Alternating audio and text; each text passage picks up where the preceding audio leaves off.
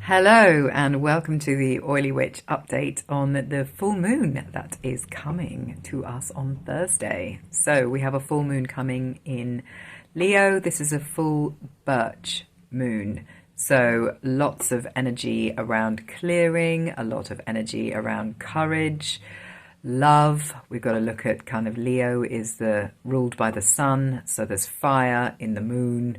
So that gives us courage, inner courage, to work out what needs to be purged from our lives. So new beginnings.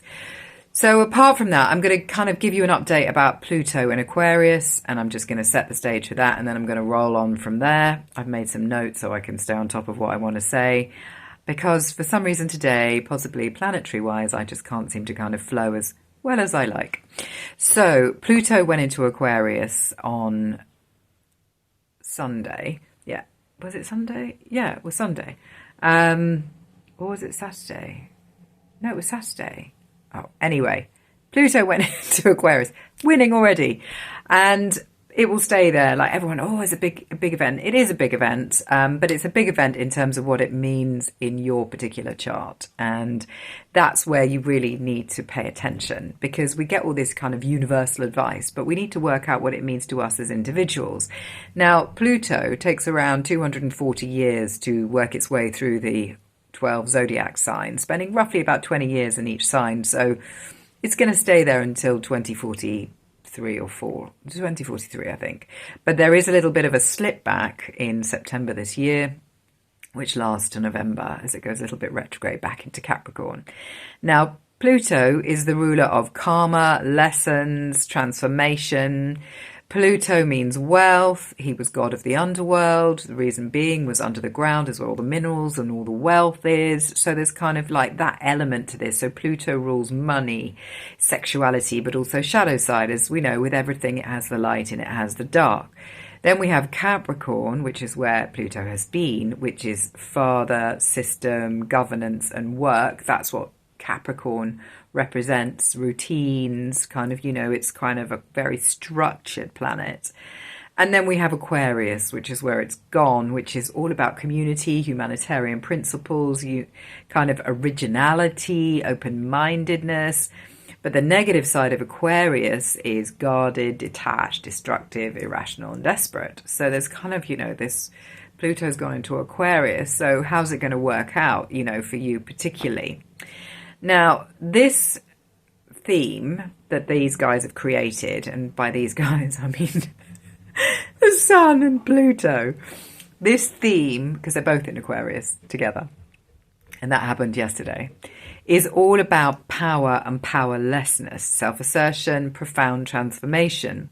So when we look back, we have the start of the kind of Pluto-Sun journey was in December 2020, or this kind of round.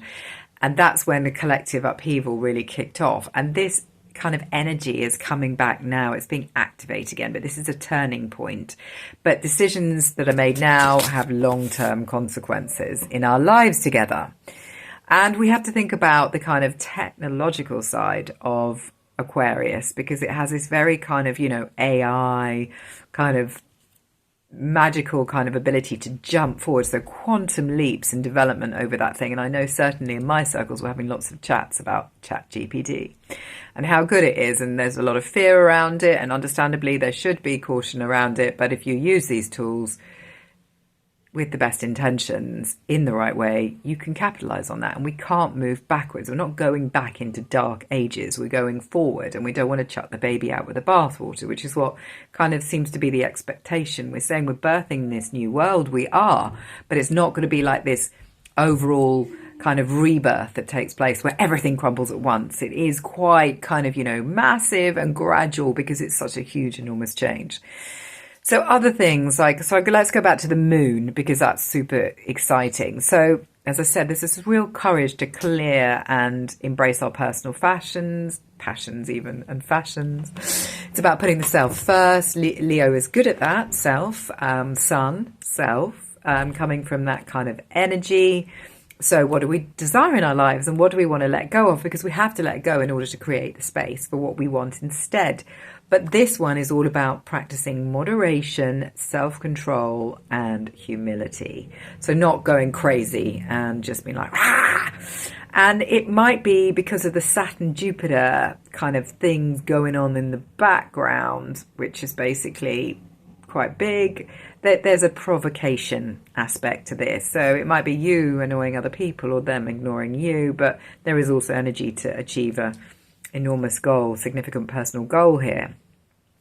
This kind of, over the last couple of weeks, there might have kind of been this kind of around relationships, intimate relationships, family, kind of irritations around that. They've come into sharper focus, with possibly you feeling kind of like pulled between work versus home, what you need, what you actually want. We can want things, but they're not good for us. And that can create kind of an energy conflict draining vibe. Whereas this full moon pulls it all together and gives us the strength and intuition to overcome these relationship challenges, providing we act with moderation, self-control, and humility. And the subconscious is, in fact, allowing us for an honest, balanced look at those relationships. So it's going to be really obvious who doesn't serve you and what you need to get gone and let go of. Jupiter squares is testing our faith, Saturn's draining our emotions, but their sextile is what gives us the patience to do what we need to do. So I hope that's helpful. I'm sure it will be. Please look at your chart. If you're interested in charts, my astrology chart course for beginners starts next Wednesday. It's an 8-week course, and it's going to tell you all you need to know about understanding what any of this even means, really. So if that is of interest, then please get in touch to book. Or if you want your chart read. Cheers.